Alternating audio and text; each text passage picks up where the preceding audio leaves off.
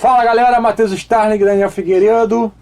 Vamos falar hoje sobre os overdubs, gravações ao vivo. E nós já convidamos vocês para deixar opinião, já deixar sugestão. Sininho. Se não é inscrito, tem que botar sininho, né? Porque o YouTube tá demais aí. Comentar, compartilhar com a rapaziada, beleza? Eu e o Daniel somos sócios da Starling Academy of Music. Se você não conhece ainda, é uma escola presencial no Rio de Janeiro. E também para crianças agora. E uma escola virtual aí para todo mundo. Se você acompanha aí alguns documentários de músicas, de estilos, né, o que é bem legal de fazer, tem um documentário do Ken Burns. Você já viu esse documentário sobre a história do jazz, né? Cara, aí começa com blues. É obrigatório. Isso é obrigatório. Eu falo com todo mundo. E é interessante que esse documentário se mistura com o início das gravações também, né? Porque antigamente você não era assim, vamos gravar e vai pro estúdio, né? A galera que nasceu hoje já tem estúdio em casa, né? Mas o celular assim, já. Então, engraçado que o primeiro pessoal a ter um registro de jazz não foram os primeiros caras que começaram a tocar jazz, né? Foi aquela banda de brancos, inclusive, né? Você lembra do nome da banda? Cara, esse documentário Dixie alguma coisa, assim. Muito grande esse documentário. Mas quem começou a tocar jazz mesmo foi o Biché, que era um negro saxofonista, que ele, inclusive, tocava de costa pro público para ninguém não ver ele fraseando. Era igual o Van Halen com o Two Hands, você sabia? Não. Que quando ele começou com esse negócio de Two Hands, o pessoal, o que tu faz? Ele no show, ele virava assim pra galera não ver como que ele fazia o som do Two Hands. Eu não sabia disso, não. Enfim, né? Mas o que acontece? Você perceber que as primeiras gravações isso começou a acontecer por causa do rádio. Né? O rádio começou a usar a gravação para não ter que sempre fazer ao vivo. Uhum. Então era aquilo, um microfone só gravava a banda inteira, né? Às vezes a galera não gosta da qualidade das gravações dos anos 50 por causa disso, né? Pô, pega um microfone a banda inteira, não tem aquela mix onde você ouve cada instrumento individualmente. A gente brinca que tinha mixagem física. Vai pra lá, vai pra lá.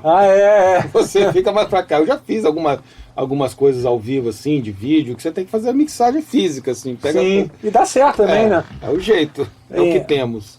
Mas aí o que acontece? Então você percebe que aí começou realmente a gravação por causa das rádios, eles começaram os LPs, começaram a colocar essas gravações, lançamento, e por algumas, talvez uma década e meia, 2 décadas, né, até o final dos anos 60, disco era assim. Você entra, grava ao vivo. Sim. Tem que gravar de ponta a ponta. Errou, meu amigo? Um abraço. Inclusive tem a música famosa, a música de Coltrane, Giant Steps, né? Que o Coltrane levou a música, botou a partitura pra galera no estúdio e falou, galera, vamos tocar essa música, vamos gravar pra ver o que dá aqui. E puxou a música 300 BPM, 305, o pianista, ninguém sabia que era uma pancada.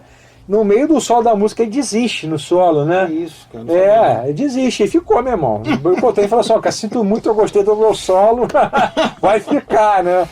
Então, porque era assim, você tinha, e os músicos, eles se preparavam para isso e era um tempo muito interessante, porque tinha muita gravação. Uhum. Porque era só chegar no estúdio, um dia, 2, gravou um álbum, meu amigo, mole, você grava um álbum, excursiona, volta, grava um álbum, excursiona. E a vida dos músicos, dos instrumentistas eram basicamente essa, até que começou a acontecer os overdubs. Eu não sei exatamente quem foi o primeiro cara que trouxe isso nos álbuns, mas nos anos 70 o overdub virou uma febre, né? E mudou completamente a maneira como se gravava música, né? Até então você não tinha, às vezes, tanto controle assim sobre a qualidade da mix, em função disso, você não podia regravar, mexer em muita coisa. No processo de overdub, você encontrou esse novo parâmetro. Isso mudou o som completamente, porque você agora poderia regravar, poderia colocar camadas. Então a música mudou drasticamente de som. O som, você começou a dar oportunidade de músicos menos experientes a estarem trabalhando no estúdio também. O Dark Side of the Moon foi um disco que me veio aqui agora, um dos mais vendidos em todos os tempos. Não seria possível. Aquele disco não tem condição de fazer sem overdub, ao vivo. Como é que você vai fazer? O progressivo tem muito essa cara do experimentalismo do overdub, né, cara? As coisas longas, né? E eles já faziam, assim, já tinha que quebrar muito galho. Tem aquela coisa do Money, eu acho que foi isso, nesse disco, que colocaram um gravador assim e a fita vai passando dentro do estúdio, da caixa registradora, aquela coisa. Sim. Os caras não tinham sampler na época, aí pegaram uma fita grande, gravaram e colaram, Ó, estica aí. E ficou passando aquela fita em vários locais. Tem um documentário. Além desse documentário obrigatório do jazz do Ken Burns, tem Classic Albums. Já viu esse negócio? Não. São... Caramba, bicho. Netflix? Você vai ficar doido.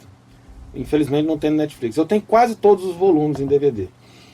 Tem os grandes álbuns já feitos no mundo. Tem um documentário sobre cada um. Já passou no GNT, eu acho, uma época também. Aí tem Dark Side of the Moon, tem Elton John, tem Bob Marley. Muito bom isso aí. Cara, isso também é acho obrigatório. Acho que Inside Studios, não é uma coisa assim, não? Não, isso é outro. Esse é Classic Albums. Então eu tô confundindo então. Cara, mas é uma aula, é uma coisa maravilhosa que mostra os canais, o cara abre o... Sim. Isso aqui, a gente olha só a soma disso com aquilo, que deu aquilo outro. Isso aí é... Na época eu não queria fazer isso, o cara falou... Tem uma coisa que eu uso muito agora, eu tenho filosofado muito sobre uma tese, que é a coisa da questão do ponto ponto de perfeito da coisa, né? Então tem assim, esse ponto pode vir no first take, no primeiro take que você grava, ou pode vir no 50º. Sim. E depois do 50º não vai dar nada. Você pode fazer mais que 500 mil, mas esse ponto você nunca sabe onde ele está.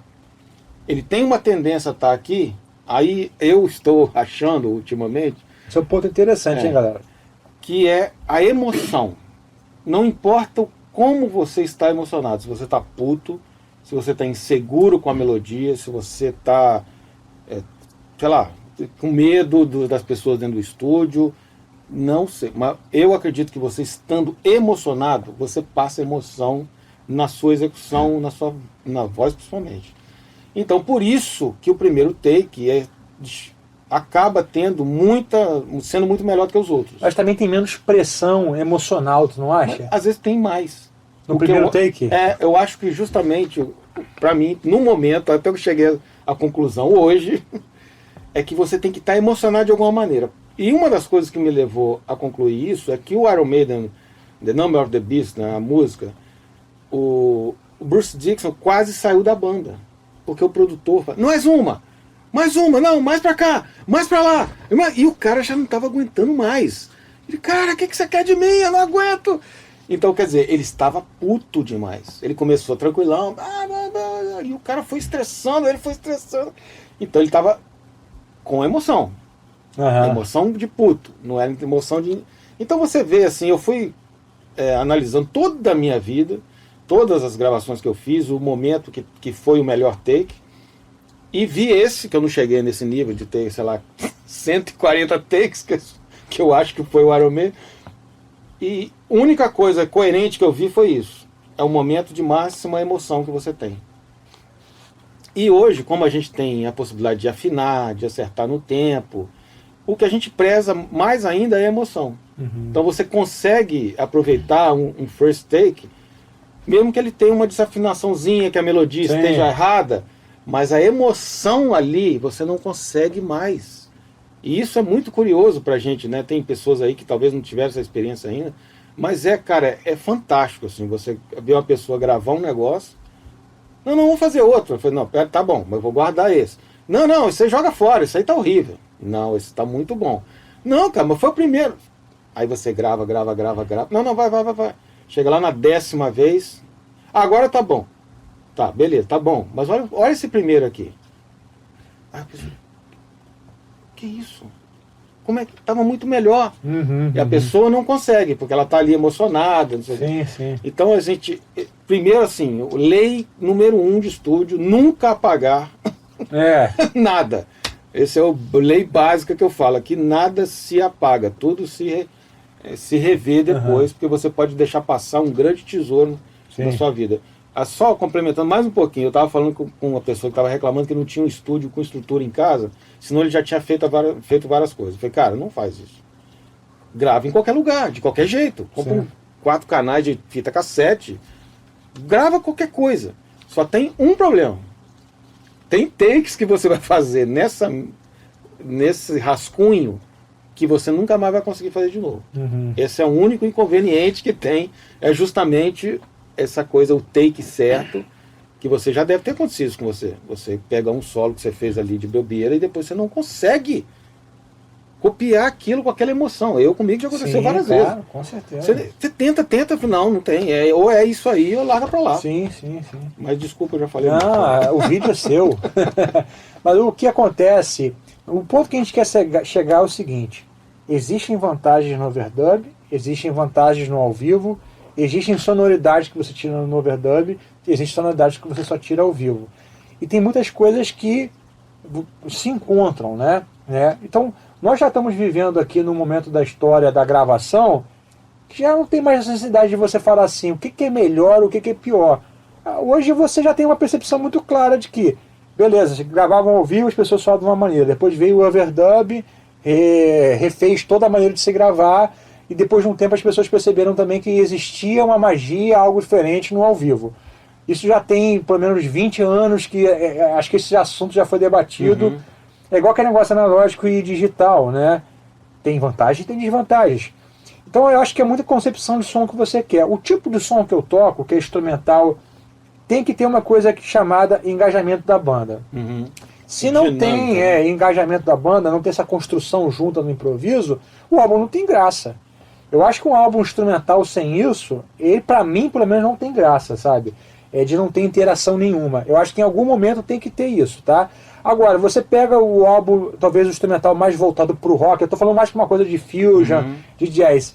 Você pega Satriani, você pega Steve Vai, esses caras construíram um tipo de sonoridade em cima do overdub que também criou uma nova geração de músicos e de pessoas que querem ouvir um som mais voltado pro overdub. Não adianta que você não vai... Eu acho que talvez o Steve Vai, o Satriani, eles gravem bastante coisa ao vivo, né? Eu não sei exatamente qual álbum, o que eles fizeram, mas eu sei que tem alguns álbuns do Steve Vai que o álbum foi assim, o grosso, a banda foi gravada ao vivo e depois você vai colocando as outras camadas. Eu gosto muito desse formato. Você gravando ao vivo, baixista e batera tocando junto. Eu acho isso muito bom, sabe? Rola os caras são bons músicos, Sim. eles vão se entender e vão rolar algumas coisas interessantes que estão além do papel do que o produtor pediu. Sim. E até você vê, até gravação gospel, assim, eu vejo muito quando o Rogerão grava, o pessoal fala assim que ele sempre põe algumas coisas legais, o pessoal, pô, gostei disso e tal. Aquela magia de que gravar no momento vão surgir coisas interessantes ali, que se de repente fosse gravar de novo, o cara nem lembra mais o que ele fez. Então a minha percepção pro tipo de trabalho que eu faço, que é um instrumental mais voltado pro jazz, pro fusion, onde a interação ela é importante, não tem como eu fazer isso sem gravar ao vivo, tá? A gente faz overdub de muito pouca coisa, tipo uma coisa agressiva às vezes, pô, cara, isso aqui não tem como passar. Às vezes você dá aquela roubadinha, né, conserta uma notinha, também não tem que ter essa vaidade, né, de não mexer. Eu já tive um pouco isso, não, mas não mexer em nada. Não, pô, corrigir uma notinha ali, qual é o problema, né? Podia falar duas coisas, provavelmente vou esquecer a segunda. Minalba patrocina a gente aí, obrigado, Minalba. Uma coisa é, o Jaco Pastorius fez uma experiência muito interessante, não sei se você sabe. Ele gravou o baixo e mandou pro pianista só o baixo. Mandou baixos para um guitarrista, mandou baixo pro percussionista, mandou baixo pro baterista e mandou baixo pro pianista. Sei lá. Todo mundo só escutou o baixo e gravou escutando só o baixo, que não tem lógica. Que música que era? Eu vou te mostrar essa música. É daquele álbum que é ele na capa? Eu acho que ele na capa, né? Word of Mouth, eu acho. Sim. Eu esqueci a tradução agora. Isso era uma coisa que é muito interessante, que você é justamente provando isso que você está falando. Ali não tem interação nenhuma. Só todo mundo está interagindo com o baixo, mas é um desconcerto geral.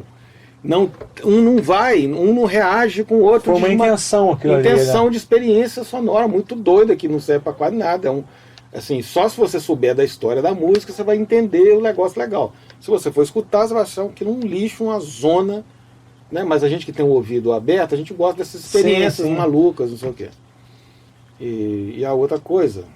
Word of Mouth é o boca a boca, né? Tipo assim, tá aí rodando. Boca a boca, Eu particularmente, assim, tudo que eu gravei que teve que fazer com overdub, sempre fiz mais voltado pro lado da música pop, rock, gospel, quando eu precisei gravar alguma coisa. Basicamente tudo que eu fiz de instrumental na minha vida sempre teve um pouco disso, né? Agora com o Frank Callon, Sim. Colon, ele mandou para mim as tracks, eu gravei em casa. De vez em quando eu faço isso, mas eu sempre quando eu pego o track para gravar em casa em música instrumental, eu tento também ponho o playback. Gosto inclusive de gravar sem ouvir playback, cara. Tipo assim, pô, vou gravar aqui com a música ouvindo pela primeira vez, eu já gravo. Isso que Porque às vezes já rola coisas interessantes ali. Mas eu tento manter um pouco essa vibe. Sempre como é instrumental, tento manter essa vibe do ao vivo, do risco. Porque eu acho que rola um frescor, sabe? Mesmo que não role uma interação, rola esse risco. Mas eu concordo que tem alguns estilos de música, cara, que não tem jeito. Você vai ter que fazer overdub, mesmo que seja para criar camadas, né?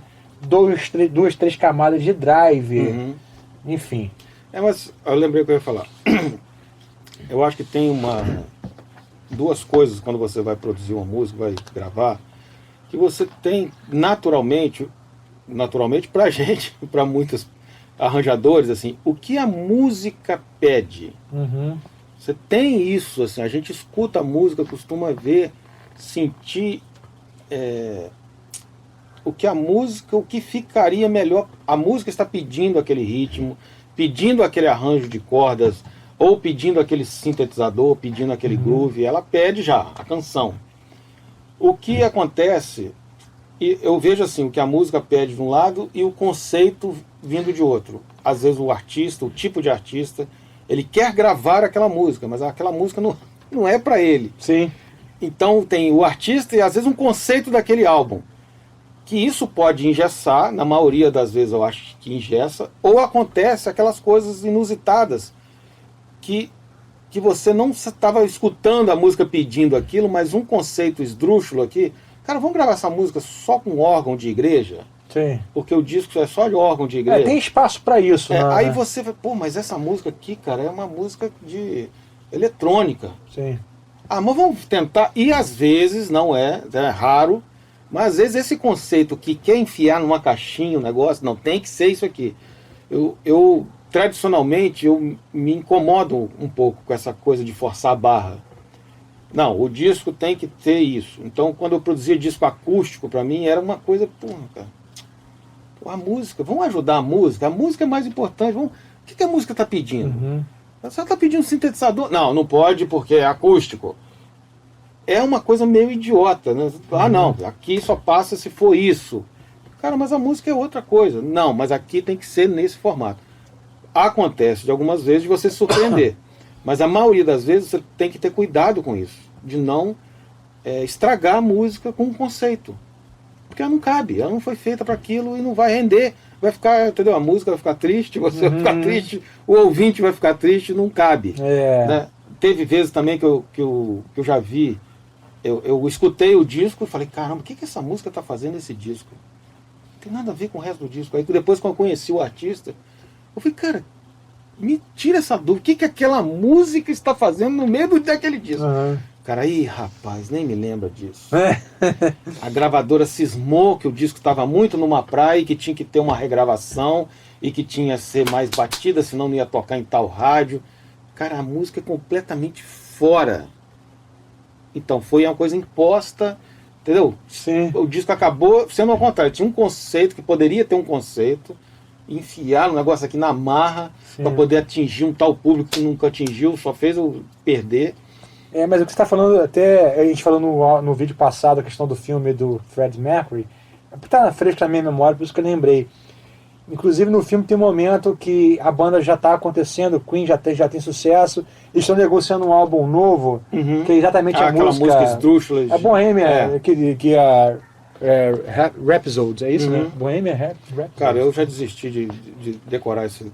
Bohemian Rhapsody, que né, acho que a pronúncia mesmo certa é essa. Mas enfim, o que eu achei interessante? O Fred Mercury tinha na cabeça dele um álbum mais experimental, trazendo esses elementos de ópera, né? E o cara não quis. Mas o que eu acho interessante é o seguinte, ele tinha uma percepção de criar alguma coisa mais experimental. Sim. Então ele entrou no estúdio já com essa percepção. Eu acho que o que não pode acontecer é você entrar no estúdio sem percepção. Vamos entrar no estúdio para ver o que acontece. Cara, não existe para ver o que acontece. Você tem que ter uma percepção, mesmo que lá dentro você arrisque. Então a percepção do Fred Mercury era arriscar dentro de um contexto.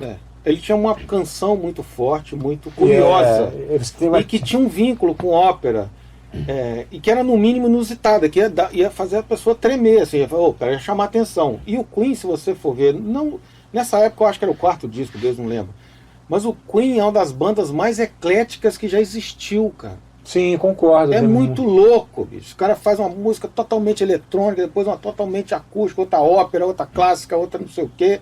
Aí tem um que canta, o outro canta outra música. E, bicho, é uma doideira aquilo ali. Eu acho muito curioso que uma banda que teve essa carreira enorme de sucesso, né? Tem aquela Bite Dust, como é que é? A One on the Bite Dust, sei lá. Tem umas músicas. Aquilo ali, bicho, era uma onda meio. Boy George, não, é aquele outro lá, eu esqueci o nome. George Michael. George Michael, aquilo, bicho. Aí você pega. Que virou até rap depois. Não virou, né? O cara falou que não copiou. Você sabe dessa? Sim, Vanilla Ice. Não tem nada a ver. Não. Eu me inspirei, escutei levemente assim. É porque o cara lançou a música no maior fundo de quintal, nunca imaginou que o negócio ia bombar, né, bicho? Mas outra coisa, você sabe que não sei se já contei isso aqui, eu acho muito legal, que quase perderam essa música, que o baixista fez. Aí, pô, isso aí é legal, hein? Pô, vamos jantar, eu tô com fome, depois a gente pega isso aí, vamos desenvolver isso aí. E quando voltou, eu tinha esquecido. E lembrou como? O baterista que lembrou. Aí eu, como tenho essa coisa de direito autoral muito forte, eu fico, peraí, bicho, mas se o baterista não tivesse lembrado, a música não existia. Então tinha que ser dividida com ele. Não, inclusive eles depois, quando a banda voltou, eles combinaram que todas as músicas seriam divididas igualmente. Porque isso é um problema, a gente pode até falar nisso sobre um vídeo, essa área de divisões assim, já causou muitas vai e voltas, não sei o quê. Mas o Queen, por exemplo, era uma banda de muito overdub, né? Sim, e tem mas desde o início eles eram o primeiro álbum. Eu não lembro o primeiro álbum. Eles são muito perfeccionistas, todo mundo gosta de não sei o quê. E teve não sei se eles citam isso no filme, mas eu vi isso num vídeo, num documentário, que acho que o técnico falava com eles, cara, a fita já tá ficando branca, que a fita tá perdendo coloração, né? O marrom, onde tava a coisa ali para gravar. Gente, para de gravar coisas, eles vão acabar com a gravação. E naquela época a fita ia passando no cabeçote e ia gastando. Sim. E os caras vai e volta, grava, regrava, enfia aqui, enfia lá. Inclusive eu não sei se isso é um sugestão à pirataria, não sei como é que chama. Mas saiu pela internet aí, vazou o multitrack do Queen, e eu acho que é dessa música. Tem vários. Teve uma época que vários, o pessoal. Né? Steve Wonder, Mas essa do Queen é muito interessante. Você vê ela na mesma pista, tem o baixo e voz. Sim. Porque só tinha 24 canais, só 24 canais para você gravar uma música dessa. Então, às vezes, tem 3 canais de baixo, canal com amplificador direto e não sei o quê. Caraca, é uma aula isso aí, né? E ali dá para você ver o aperto que os caras passavam para conseguir colocar aquilo, com certeza. Aí a gente tive um papo outro dia com um abraço aí pro Nelson Cardoso da Backstage, e ele tava falando, Daniel, mas será que não atrapalhou, cara, a tecnologia toda essa possibilidade infinita que você tem na sua frente de 300 mil canais, de cortar, de editar, de afinar, isso não eu acho que ele acha que atrapalhou a música. Sim, sim. Eu acho que não, porque assim, eu queria ver o Queen com toda a música completa para eles. Eu não queria ver eles limitados. Eles foram limitados. Chegar num ponto, para, senão vai arrebentar a fita. E os caras assim, querendo colocar mais coisa. Sei lá, o Jimi Hendrix, teve várias pessoas que foram tolhidas pela tecnologia na época. E eu sempre fui dessa bandeira. Cara, a técnica não pode limitar a arte. Ela tem que estar ali ilimitada até para o artista aí. Vou até aqui. Ele não pode estar aqui. Eu só vim até aqui porque eu só tinha 2 canais para gravar. Sim, isso é muito triste, né? Mas eu entendo uma outra coisa que você falou. A qualidade dos músicos é fato que piorou. Isso é óbvio. Porque quando tinha gravação ao vivo, ninguém podia errar. Então o cara estudava muito mais, tinha um compromisso muito maior de ser muito fera no instrumento, porque, cara, senão ele não ia gravar mais. Era um take com a orquestra inteira. E eu já perguntei isso a várias pessoas dessa época. O cara falou, cara, não tinha essa hipótese. Porque você ia perder o emprego. Sim. Você tinha que chegar ali com tudo exatamente, tem que tocar, porque você estava comprometendo a vida de um monte de gente ali dentro, cara. Entendeu? Ia ter que gravar tudo de novo. Se você errasse lá no finalzinho, errasse um acorde, acabou, volta tudo. Não tinha nem como emendar. Sim, sim. Então, isso não tem como contradizer isso, cara. Isso é fato. E eu acho também, cara, que quem está acostumado a tocar de ponta a ponta a música e treina e pratica, você acaba mudando seu mindset de estudo para isso, né? Você tem que aprender a lidar com erros. Sim. Eu acho que esse é um negócio legal de tocar ao vivo. É que você não errou em momento nenhum, mas você tornou o erro algo ou imperceptível ou parte da criação, entendeu? Então você acaba sendo capaz de fazer isso por uma necessidade, tá? Mas enfim, eu acho que esse assunto, já estamos quase 30 minutos de vídeo, né? E a bateria está acabando, né? Tá. Então vamos mandar um abraço pra galera aí, tá? Espero que a gente tenha contribuído alguma coisa, o assunto vai e volta, mas é isso aí. Tem uma fresquinha agora, saiu uma matéria minha, eu fui na NEM, agora no início de 2019, saiu na Backstage, dá uma conferida lá. Isso aí.